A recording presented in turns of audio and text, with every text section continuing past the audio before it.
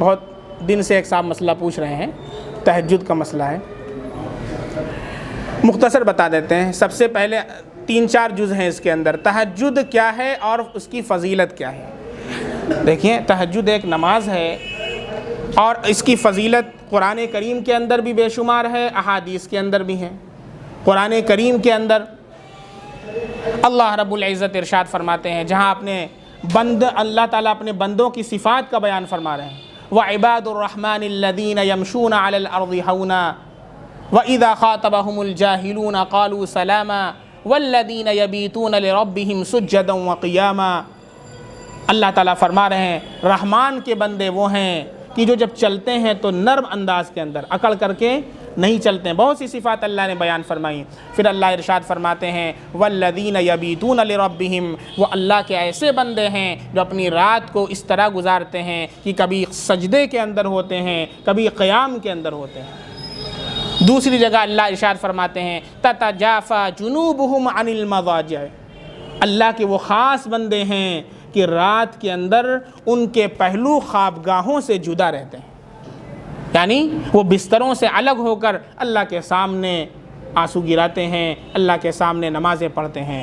بہت سی آیات قرآن کریم کے اندر، احادیث کے اندر بھی اس کے بڑے فضائل ہیں۔ چنانچہ ایک حدیث کے اندر ہے، حضرت عبداللہ بن سلام رضی اللہ عنہ جو یہود کے بہت بڑے عالم تھے، وہ فرماتے ہیں کہ جب اللہ کے نبی مدینہ تشریف لے آئے تو میں آیا اور میں نے سوچا کہ دیکھوں کہ کون انسان ہے جس نے نبوت کا دعویٰ کیا ہے۔ تو میں نے جب دیکھا اللہ کے نبی صلی اللہ علیہ وسلم کو تو میں نے چہرہ دیکھتے ہوئے ہی کہا کہ یہ چہرہ کسی جھوٹے کا چہرہ نہیں ہو سکتا۔ اور میں نے جو پہلی حدیث سنی، پہلی بات آپ صلی اللہ علیہ وسلم سے سنی، آپ فرما رہے تھے کہ افشوا السلام، سلام کو عام کرو، وَأَطْعِمُوا الطَّعَامَ، بھوکوں کو کھانا کھلاؤ، وَصِلُوا الْأَرْحَامَ، رشتہ داریوں کو جوڑو، وَصَلُّوا بِاللَّيْلِ وَالنَّاسُ نِيَامٌ، رات میں اٹھ کر کے نماز پڑھو جبکہ لوگ سو رہے ہوں۔ اور حضرت علی رضی اللہ عنہ کی روایت ہے، اللہ نے جنت کے اندر ایسے محلات تعمیر کیے ہیں جو آپ گینے، شیشے اس کے اوپر لگے ہوئے ہیں، شیشے لگے ہوئے ہیں، باہر سے اندر کی چیزیں نظر آتی ہیں۔ اللہ نے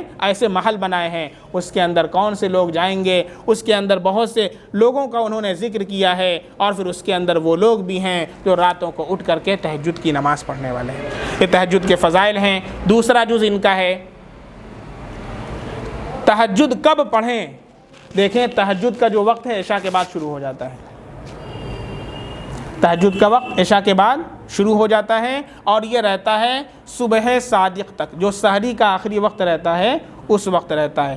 ہاں، جتنی تاخیر ہوتی جاتی ہے اتنا زیادہ اس کے اندر برکت اور اس کے ثمرات میں اضافہ ہوتا چلا جاتا ہے، جتنی تاخیر ہوتی جاتی ہے۔ سب سے افضل وقت جو ہے وہ رات کا آخری پہر ہے،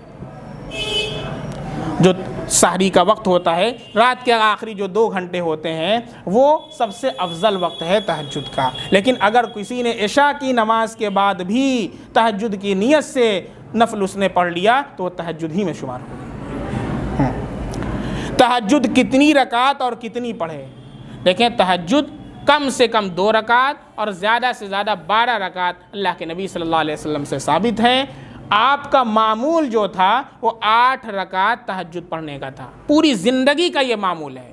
8 رکعت تہجد پڑھتے تھے اور 3 رکعت وتر پڑھتے تھے، کل 11 رکعت آپ صلی اللہ علیہ وسلم آپ اٹھ کر کے رات میں پڑھا کرتے تھے۔ اس لیے یہ سنت ہے اللہ کے نبی کی کہ وتر کو تہجد کے ساتھ ملا کر کے پڑھنا، لیکن ان لوگوں کے لیے جن کو تہجد پڑھنے کی عادت ہے اور یہ غالب گمان ہے کہ وہ اٹھ کر کے تہجد پڑھیں گے تو وہ وتر کی نماز کو تہجد کے ساتھ پڑھا کریں، یہ اللہ کے نبی کی سنت ہے۔ لیکن اگر اٹھنے کا امکان نہ ہو تو پھر ضروری ہے کہ آپ عشاء کے وقت میں پڑھیں، ورنہ تو تہجد تو دور کی بات وتر سے بھی ہاتھ دھو بیٹھیں گے۔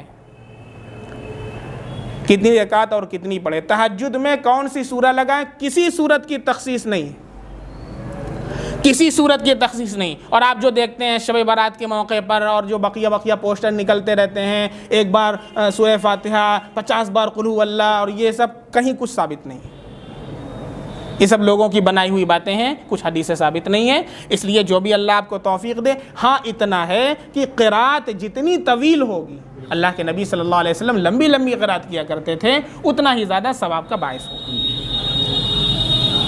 بس یہی ساری ڈیٹیلز جو میں نے بتا دی۔